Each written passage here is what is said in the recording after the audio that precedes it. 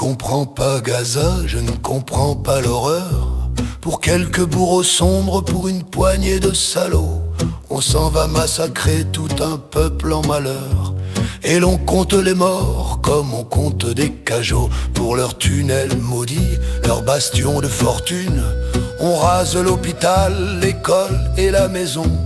On éteint le soleil, on décroche la lune, au nom d'une vengeance qui n'a plus de raison. Si l'on brûle leurs champs, si la terre devient cendre, c'est que la faim, voyez-vous, est une arme de choix.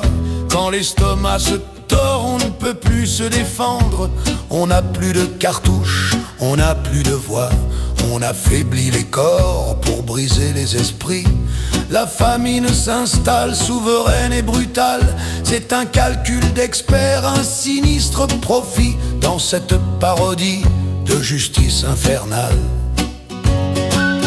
Pas un seul innocent, ils sont tous déclarés coupables d'avoir servi un Dieu que l'on juge infréquentable. On rase leur mémoire, on efface leurs cieux, pour que nous puissions vivre enfin un peu plus heureux.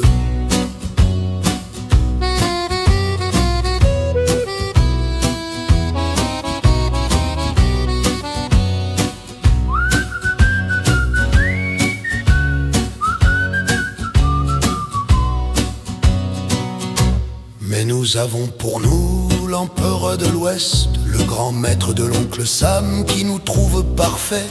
Il nous soutient, nous adore et bénit notre geste en disant à la ronde que nous sommes les justes de fait.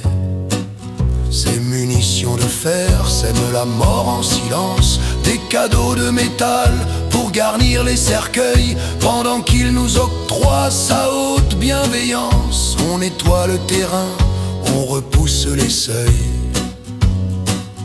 Car ce territoire-là, il nous est nécessaire, il nous faut de l'espace pour nos rêves fleuris. Qu'importe si l'autre doit mordre la poussière, s'il doit perdre son pain et son sol rabougri. C'est la loi du plus fort, la loi du plus malin, déguisée en morale pour ne pas trop frémir.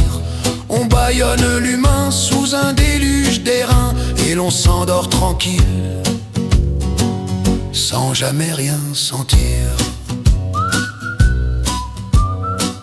Ils étaient coupables d'exister, paraît-il.